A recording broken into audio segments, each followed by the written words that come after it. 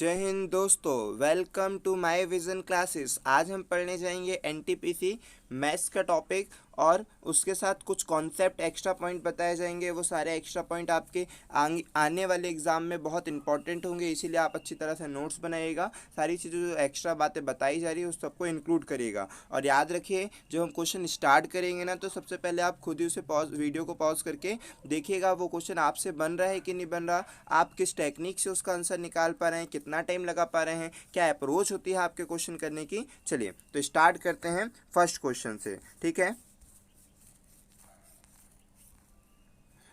Okay, तो पहला question क्या बोल रहा है, 20 मीटर लंबी एक सीढ़ी एक खड़ी दीवार पर टिकी है। यह जमीन के साथ 6 डिग्री का कोण बनाती है। दीवार से सीढ़ी के पैरों के बीच की दूरी ज्ञात करिए। पहले तो बात ये देखिए कि क्वेश्चन ही गलत दिया हुआ है इन्होंने, ठीक है। क्वेश्चन 6 डिग्री ना होकर के यहाँ पर क्या होना चाहिए था, 60 डिग्री होना चाहिए था, ठीक है। यहाँ पर क्वेश्चन 6 डिग्री ना होकर के 60 डिग्री होना चाहिए था। अब क्वेश्चन सही है। अब क्वेश्चन सही होने के बाद हम आपको इसके लिए एक्स्ट्रा कुछ पॉइंट बता दें पहले, ठीक है। ये क्वेश्चन आप सुधार लेंगे ना, 6 डिग्री का 60 डिग्री कर लीजिएगा। अब एक्स्ट्रा पॉइंट आपको बता दें, एक्स्ट्रा पॉइंट क्या रहेगा। देखिए, जब भी इस तरह के क्वेश्चन आते हैं, हाइट एंड डिस्टेंस से रिलेटेड क्वेश्चन आएगा, तो दो तो रेशो आप याद रखिए। और भी बहुत सारे रेशो बनते हैं, जब हम आपको इसका टॉपिक वाइज वीडियो बनाएंगे तब ये सारी चीज़ें बताएंगे। अभी दो दो आप याद रखिए, दो रेशो। जैसे अगर आप एक राइट एंगल ट्रेंगल ऐसे बना रहे हो, एक राइट एंगल ट्रेंगल ऐसे बना रहे हैं, ठीक है। ये कितने वाला है, ये है 30 डिग्री, 30 डिग्री है ये, ठीक है। ये है 60 डिग्री और ये है 90 डिग्री। तो याद रखिए, 30 डिग्री, 60 डिग्री, 90 डिग्री में जो साइड का रेशो रहेगा ना, जो आप पीजीटी थ्योरम लगाते हैं, तो जो साइड का रेशो रहेगा वो 30 डिग्री के सामने 1 का रेशो रहेगा, 60 डिग्री के सामने √3 का रेशो रहेगा और 90 डिग्री के सामने 2 का रेशो रहेगा। समझ रहे हैं, 2 √3 और 1 का रेशो रहेगा, ठीक है। 30 60 90 में कितने का रहेगा, √3 का। 30 सबसे छोटा एंगल है, उसके सामने सबसे छोटी भुजा है 1। 60 बड़ा एंगल है, उसके सामने √3 और 90 सबसे बड़ा एंगल है, तो इसके सामने 2 आपका होगा। तीनों साइड का रेशो याद रखना। अब आते हैं हम 45, यहाँ पर भी 45 डिग्री, यहाँ पर भी 45 डिग्री, ठीक है। ये भी 45 डिग्री, ये भी 45 डिग्री, ये भी आपका 45 डिग्री, तो ये भी 45 डिग्री, ये भी 45 डिग्री और ये आपका 90 डिग्री। तो 45 के सामने 1, इस 45 के सामने भी 1। अब जब ये दोनों 1 1 है तो ये कितना बचा, √2 होगा। समझ रहे हैं इसका रेशो पीजीटी थ्योरम के अकॉर्डिंग। तो हमें क्या याद रखना है, तो हमने आपको बता दिया कि साइड का रेशो ऐसा होता है, तो ये आपको नोट डाउन होना चाहिए, अच्छी तरह से याद होना चाहिए ड्यूरिंग एग्जाम। पेपर बड़ा आसान होगा, आपको सारी बातें जो हमने बताई आपको पहले से, या आपने कहीं पर भी पढ़ी हो, सीखी हो, उसे अभी तक आपको याद है, तो ये पेपर बड़ा आसान रहेगा। लेकिन अगर आप थोड़ा सा भी भूल रहे हैं, प्रैक्टिस भूल रहे हैं, सारी चीज़ें छूट रहे हैं, तो फिर दिक्कत हो जाएगी। तो आपको जो याद रखना है वो क्या याद रखना है, याद रखना है कि 30 degree ratio 60 degree ratio 90 degree का जो रेशो रहेगा वो होगा 1:√3:2। और जबकि 45:45:90 का जो रेशो रहेगा, 45:45 और 90 का जो रेशो रहेगा, ठीक है। 45:45 और 90 का जो रेशो रहेगा, ठीक है, डिग्री डिग्री का रेशो रहेगा, तो ये होगा 1:1:√2। तो ये दोनों रेशो आपको याद होना चाहिए कि 30 60 90 का रेशो रहेगा 1 √3 और 2 का, और 45 45 90 का रेशो रहेगा 1 1 और √2 का। चलिए, तो अब इस क्वेश्चन को सॉल्व करते हैं। कैसे सॉल्व करना है, बातों को समझते हैं। हमने एक बनाया ट्रायंगल, ये ट्रायंगल बना दिया। ट्रायंगल बनाने के बाद हमने देखा कि कितने डिग्री का, यहाँ तो 60 डिग्री था, ठीक है, ये 60 डिग्री है। तो अगर हम इसको 60 डिग्री मान लेते कि ये सीढ़ी, क्योंकि ये होगी दीवार, ये वाली तो दीवार है, ठीक है, ये दीवार, और ये वाली क्या है, धरती है, और ये जो रखा आपने ये सीढ़ी है, ठीक है। तो ये आपका सीढ़ी है और हमें सीढ़ी की लंबाई पता करनी है। तो सीढ़ी की लंबाई आप कैसे पता करेंगे, वो चलते हैं। 60 डिग्री का एंगल बना रही है और ये हो गई दीवार। तो अब इसमें दिया क्या है कि एक 20 मीटर लंबी सीढ़ी, तो मतलब सीढ़ी की लंबाई दे के रखा है 20 मीटर, क्लिक हो रहा है। सीढ़ी की लंबाई आपको 20 मीटर दिया। आप बताइए मुझे कि 30 60 90 का रेशो क्या होता है। तो आप कहेंगे सर 30 डिग्री के सामने वाला एंगल, 30 डिग्री के सामने वाला एंगल 1 के रेशो में रहता है उसकी साइड, 60 डिग्री के सामने वाली की साइड जो रहती है √3 के रेशो में रहती है, और 90 डिग्री के सामने वाली की साइड होती है 2 के रेशो में। इसका मतलब ये हुआ कि 2 रेशो आपको 20 मीटर के बराबर दिया है। 2 रेशो आपको 20 मीटर के बराबर दिया, तो एक रेशो कितने मीटर के बराबर हुआ, ठीक है। आपका एक रेशो कितने मीटर के बराबर हुआ, 10 मीटर के बराबर हुआ।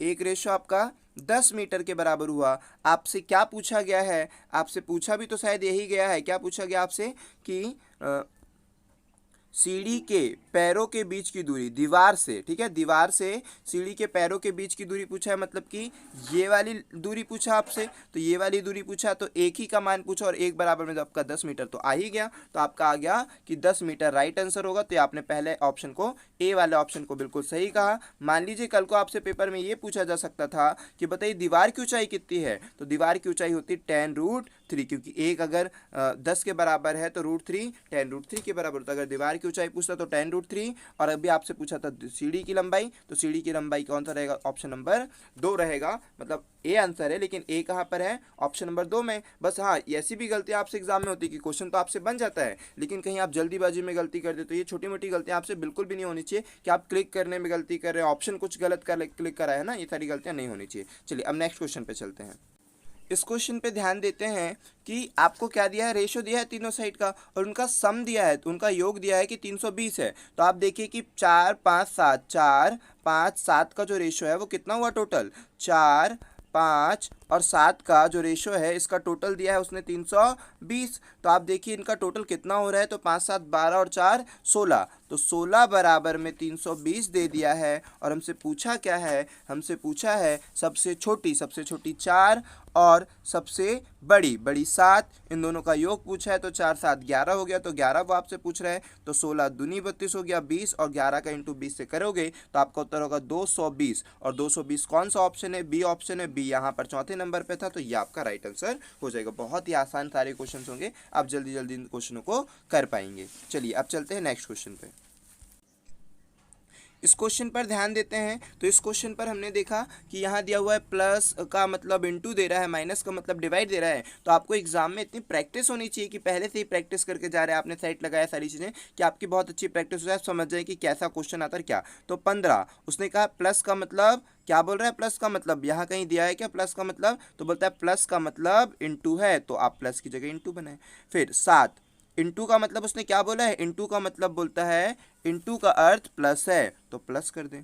फिर उसके बाद 12 कर दें।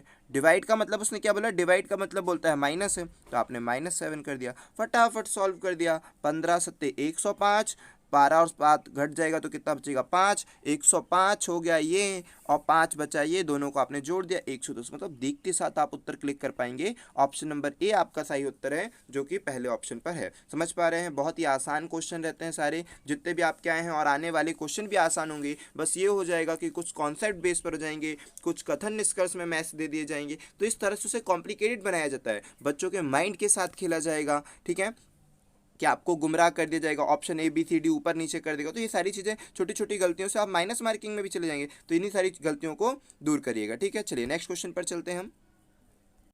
नेक्स्ट क्वेश्चन आपका डेटा बेस का हैगा। तो अब इसमें क्या रहेगा, आप अच्छी तरह से डेटा, ये बहुत ही आसान क्वेश्चन होते हैं जब पेपर में आते हैं, तो इसको आपको अच्छी तरह से डेटा इसका याद रखना है, रिमेंबर रखना है कि डेटा किस तरह का है, क्या क्या गिवन है हमें और क्या पूछा है, ठीक है। और पूछने वाली चीज़ें तो बड़ी आसान पूछी जाती हैं, ठीक है। क्या पूछा है इसमें, बोलता है वित्तीय वर्ष 2014 मतलब कि 14-15 में, ठीक है, 2000 तो वो अभी चल रहा है इसीलिए अपन को याद है, ठीक है। वित्तीय वर्ष 14-15 के लिए कुल बिक्री कितनी है, तो 14-15, ठीक है, 14 से 15 के लिए वो पूछ रहा है कुल बिक्री। तो आप फटाफट देखिए 14-15 के लिए बिक्री क्या होगी। तो 14-15 में आपके यहाँ पर देख रहे हैं कि 4 डाटा दिया हुआ है। कौन कौन सा 4 डाटा, यहाँ से लेकर यहाँ तक का डाटा दिया, आप फटाफट जोड़ दीजिए, और यहीं पर जोड़ दीजिए कि 4 कितना होगा ये, ठीक है। तो आपका 4-5 के लिए जो डाटा दिया है वो कितना होगा,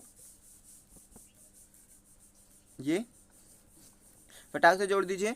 तो 8 4 12 हो जाएगा, और एक 13 हो जाएगा, 18 की 8 हो गई, हासिल में आ गई आपकी 1, और 16 4 चौको 16 हो जाएगा, और एक 17, 178। तो 178 आपका राइट आंसर होना चाहिए। चलिए चलते हैं, देखते हैं कौन सा है 178 यहाँ पर। तो ऑप्शन नंबर बी आपका सही हैगा, 178। ऑप्शन नंबर आपका बी बिल्कुल सही है, 178 वाला। तो बी किस में, थर्ड वाले ऑप्शन में, तो आप इसको क्लिक कर दीजिएगा। चलिए नेक्स्ट क्वेश्चन पर चलते हैं।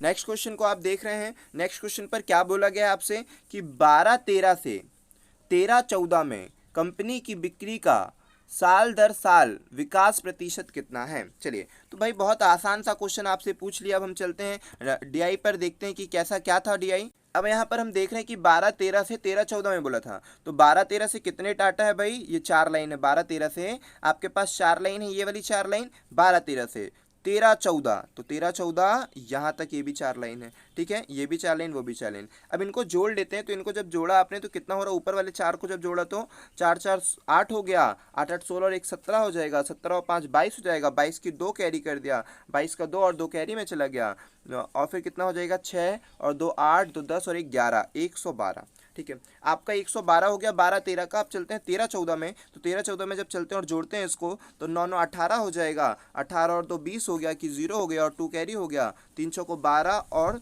2 14, ठीक है, तो ये आपका 140 हो गया। आपसे क्या पूछा गया था, बोलता था 12-13 से 13-14 में वृद्धि बताओ, तो 12-13 में कितना हुआ था 112 और 13-14 में वृद्धि पूछ रहा है, वो आपसे वृद्धि पूछ रहा है, तो 112 से 140 कितना ज़्यादा है, तो आपने कहा 28 ज़्यादा है। जब आपने घटाया तो 28 ज़्यादा है, तो आपने ऊपर लिख दिया 28, क्लिक हो रहे हैं 28, और चूंकि इस बात को प्रतिशत में बताना था इसलिए इंटू 100 कर दिया, ठीक है। फिर आपने कहा एक बार में और ये कट जाएगा 4 बार में। चूंकि अगर आपको प्रतिशत याद होगी तो 1/4 कितने प्रतिशत होता है, 25%। नहीं याद है तो भाई सॉल्व कर लो, कौन सी बहुत बड़ी बात है, ठीक है। तो आप तो देख कर उत्तर आ जाएंगे, कई आंसर तो ऐसे रहते हैं जो देख कर भर जाएंगे, समझ पा रहे हैं। तो आप आंसर क्या क्लिक करेंगे, यहाँ पर 25% कौन से ऑप्शन में है, ऑप्शन नंबर सी पर है आपका 25%, और जो कि थर्ड वाले ऑप्शन में, तो आपको क्लिक कर देना है, ठीक है। चलिए नेक्स्ट क्वेश्चन पर, चलिए चलते हैं नेक्स्ट क्वेश्चन पर। 13-14 के लिए प्रति तिमाही औसत बिक्री क्या है, ठीक है। आपसे पूछा गया 13-14 के लिए प्रति तिमाही औसत बिक्री पूछा गया है, तो आप वो भी बता देंगे बहुत जल्दी, उसमें भी कोई बहुत बड़ी बात नहीं है। 13-14 वैसे तो आपने देखा रहा कि 13-14 पहले से ही जोड़ लिए थे ना हमने, पहले 13 से 14 तक जोड़े थे, कितना आया था भाई 13 से 14 कहाँ तक है, 13 से 14 यहाँ से लेकर आपका यहाँ तक है, इसको आपने पहले ही जोड़ा था तो आ गया था 140, और चूंकि कितने हैं ये टोटल, कितने बार है, 4 साल हैं, तो 4 बार है, तो इसलिए आपने इसको 4 से डिवाइड कर दिया, तो कितना आएगा 4 तिया 12 हो गया, फिर कितना बचा 2 4 पंजे 20 हो गया, 35 आ जाएगा इसका औसत। आई होप ये आपसे बन जाएगा, 35 आपका राइट आंसर हो गया। अब लेकिन ये देखिएगा, देखिए ऑप्शन नंबर डी है, तो आप चौथा क्लिक ना कर दे जल्दीबाजी में, ये जो डी है वो दूसरे नंबर पर है, इसको क्लिक करना है, समझ पा रहे हो। बस यही गलती आपसे पेपर में होती है, और बिल्कुल भी नहीं करना। जितने भी बच्चे पढ़ने लिखने वाले जिनने पहले से अच्छी तरह से प्रैक्टिस कर लिया है उनसे बनते हैं क्वेश्चन, फिर भी वो कम नंबर लाते हैं, वो यही कारण होता है कि वो जल्दीबाजी में कोई गलती कर जाते हैं, जिससे उनका कट ऑफ में 1 नंबर 2 नंबर कम हो जाता है, और उसके मार्क्स मतलब सिलेक्शन होने से वो चूक जाता है, ठीक है। अच्छी तरह से आपसे सारी चीज़ें बननी चाहिए। चलिए नेक्स्ट क्वेश्चन पर चलते हैं हम। नेक्स्ट क्वेश्चन को देखते हैं। ए और बी साथ मिलकर एक काम को 40 दिन में करते हैं, उनके काम करने की दर का अनुपात 8:5 है। ए उसी काम को अकेले कितने समय करेगा। इतना आसान क्वेश्चन बंदा देख कर उत्तर मार देगा, समझ रहे हो। अगर जिनकी प्रैक्टिस है वो देख कर उत्तर क्लिक कर देगा। आपको क्या बोला गया, दोनों की क्षमता का रेशो दे दिया 8:5 का, तो आपसे बोला है दोनों मिलकर 40 दिन लेते हैं, तो दोनों मतलब हम जमा दे रहे हैं, वरना आप तो देख कर उत्तर कर दोगे भाई। ए प्लस बी दोनों मिलकर जिस काम को 40 दिन में करते हैं, वो काम अकेले किससे करवाना है, ए से करवाना है, कितने दिन लगेंगे, इतना था बस बताना था, ठीक है। वो काम केवल ए से करवाना है, कितने दिन लगेंगे, तो दोनों के मिलकर काम करने की क्षमता 8 5 13 की है, और 40 दिन में करते हैं। ए अकेले काम करेगा तो ए अकेले की काम करने की क्षमता 8 की है, न जाने कितने दिन लेगा, तो 8 से काट दिया 5 बार में, 13 पंजे 65, 65 आपका राइट आंसर होगा। ऑप्शन नंबर ए बिल्कुल सही होगा, समझ रहे हैं। चलिए नेक्स्ट क्वेश्चन पर चलते हैं। नेक्स्ट क्वेश्चन भी इतना आसान सा दे दिया आपको कि समकोण त्रिभुज का क्षेत्रफल दे के रखा है, और फिर आधार दे दिया, उसकी हाइट क्या दे दिया है, ऊंचाई आधार से, मतलब ऊंचाई दे दिया है, लेकिन इसने बोला 7 मीटर अधिक है ना, तो थोड़ा सा जमाना रहेगा, और जिसकी जितनी ज़्यादा प्रैक्टिस रहेगी वो सारे क्वेश्चन को आसान कर देगा। ऐसा कोई भी कॉन्सेप्ट नहीं है जो आपको नहीं आता, सारी चीज़ें आपसे बननी चाहिए, बस प्रैक्टिस करिए किस तरह से करना और कैसे करना है, ठीक है। चलिए तो देखते हैं यहाँ पर, तो क्या बोलते हैं त्रिभुज का क्षेत्रफल। त्रिभुज का क्षेत्रफल होता है क्या भाई, जो एरिया होता है वो बराबर होता है हाफ बेस इंटू हाइट के।